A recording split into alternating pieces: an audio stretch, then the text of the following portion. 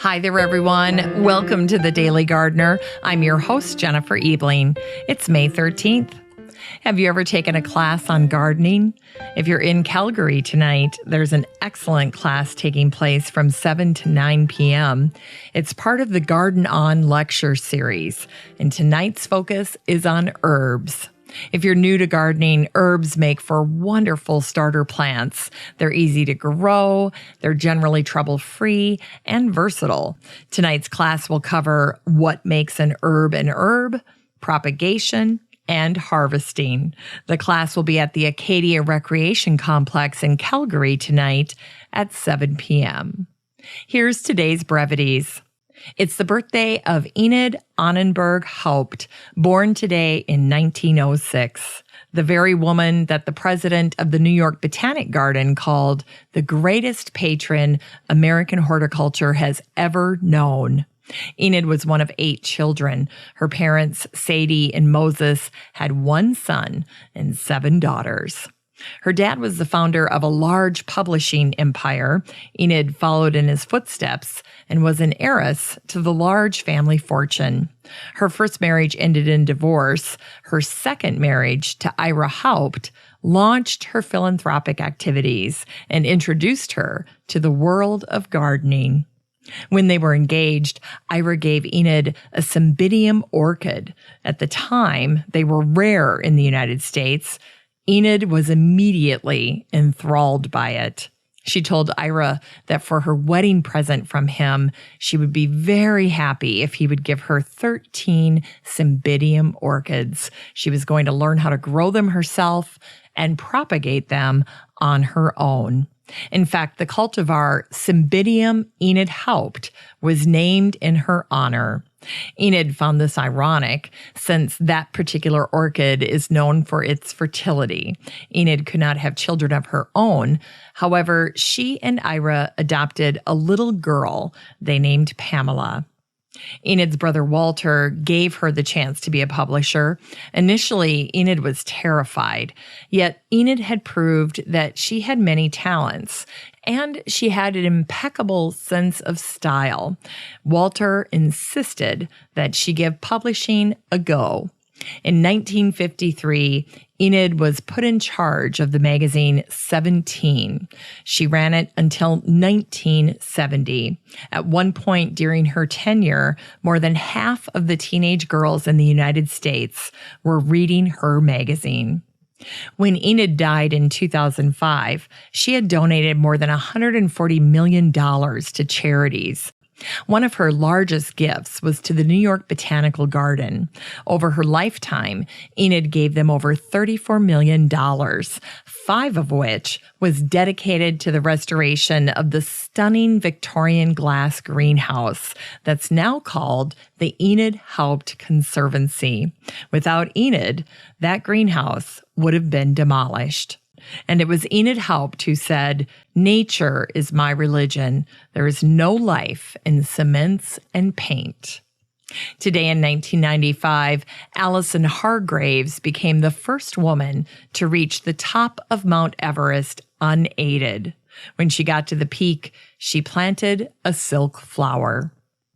On this day in 2013, Ohio State University's greenhouse smelled like a mix of sauerkraut and dead fish. The scent was from the bloom of the corpse flower, the rare Titan heirloom.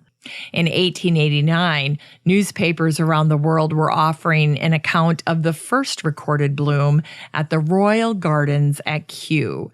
The corpse flower is from Sumatra, discovered in the late 1800s by an Italian botanist. There have been less than 200 blooms in the world since its discovery. Heirlooms kind of have that similar look, calling to mind the jack-in-the-pulpit, the wild turnip, skunk cabbage, and the calla lily. In addition, many heirlooms emit a repulsive odor. Finally, this week marks the beginning of National Public Gardens Week, which runs from today, May 13th, through May 19th. The celebration started in 2009 as part of the effort to bring attention to the country's public gardens. You can be part of the celebration by visiting a public garden in your area this week. In Unearthed Words, in 1982, Vassar College acquired the Journals of John Burroughs. The first entry he ever made happened on this day in 1876. Burroughs writes about the redstart, a medium-sized bird known as a May warbler. Standing in the road over in the woods, I saw a lively little shadow cast by some object above and behind me on the ground in front of me. Turning, I saw the source of it, the redstart, performing its astonishing gymnastics in a leafless oak tree. It is the quickest and prettiest of the flycatchers. As I was reading through John Burroughs' journals, I stumbled on something that he had written at the thought of others someday reading his diaries, as he called them.